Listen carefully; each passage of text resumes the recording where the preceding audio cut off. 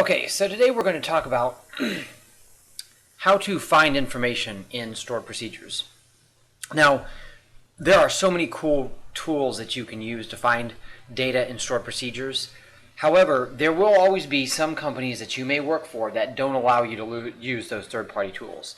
So they're awesome, they're incredibly helpful, but you may not be able to use them at your job. So one of the things, it's really helpful to know how to get information from stored procedures. For instance, let's suppose you are trying to track down data flow.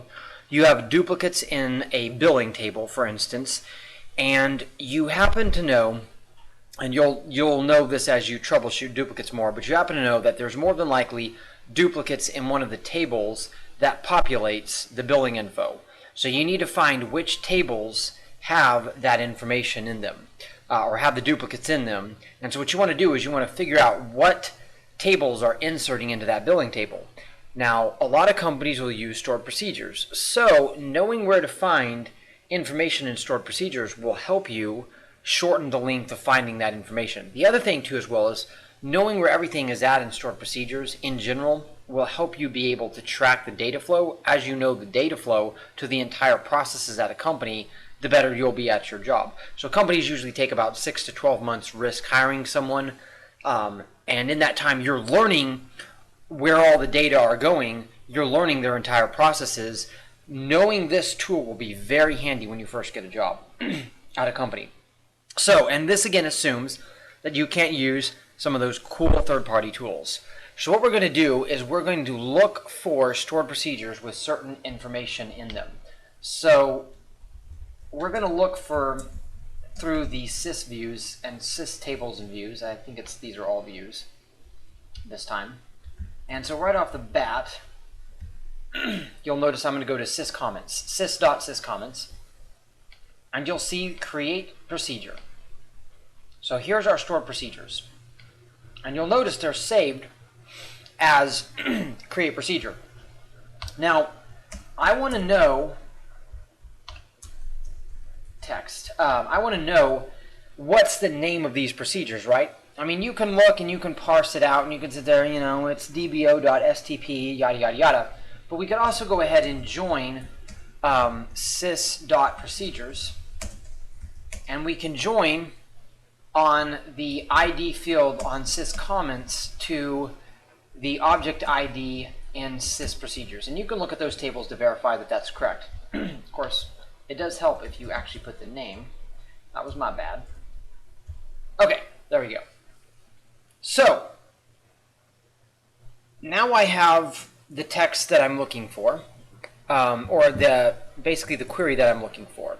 So as a case in point, I don't know if this database has it or not. I have several databases that are stock analysis, so we'll go ahead and look. What I'm going to do, let's suppose I was looking for text of something.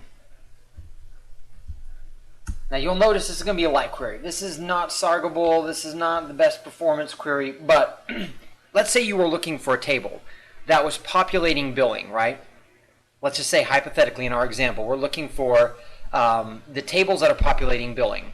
So our table name is dbo.billing, right? So what we would look for then is insert into dbo.billing.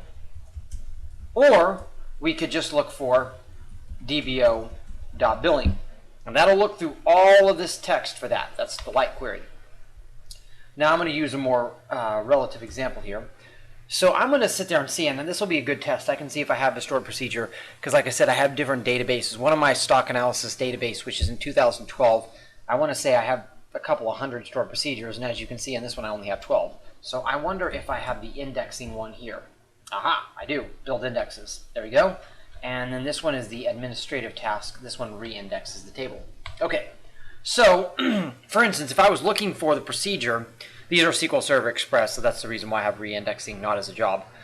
But if I was looking for the procedures that deal with building indexes or re-indexing, now I've narrowed down. I don't have to go through each of those procedures. I just perform this light query here, and I've narrowed this information down. So when you first get a job at a company and you're learning the data flow, a lot of times you can use those third-party really cool tools, and I highly recommend them if you're able to use it. If you do end up in that company that's like, we don't want you to use any third-party tools, then this is a way in which you can still track the flow of data if the flow of data goes through stored procedures. So this is a really helpful kind of one of those short videos that's really useful for someone trying to track a stored procedure down that may be dealing with certain tables, certain information. Again, this light query gives you a lot of power, and you could also, if you want it to, just as a case in point, the reason why I want to do this is because, let's see if it'll, there you go. Notice I can look for several keywords. This becomes super helpful if you need to look for one that inserts into a table and also inserts into another table, or let's say updates another table, and you happen to know that it will happen in several stored procedures. I worked at a company as a case in point that had, I want to say, like 2,000 or 3,000 stored procedures, and trying to track those down was not super easy. On the flip side, this right here, I mean, it went from trying to go through each of them, or even if you organize an Excel sheet and you try to summarize what each of them do, this right here will save you so much time. The Excel sheet, if it's 2,000, you still have to scroll through all of them and figure out what they're doing. This is a huge time saver. You just need to know a couple of key words, and then you can go through and track all of that. So hopefully that helps those of you who, like I said, may be working at that one job that just doesn't allow you to use some of those cool tools. If you know what I'm talking about, you know, yeah, they make it really handy, and you can look through the text, and I love them to death, but not every company allows it.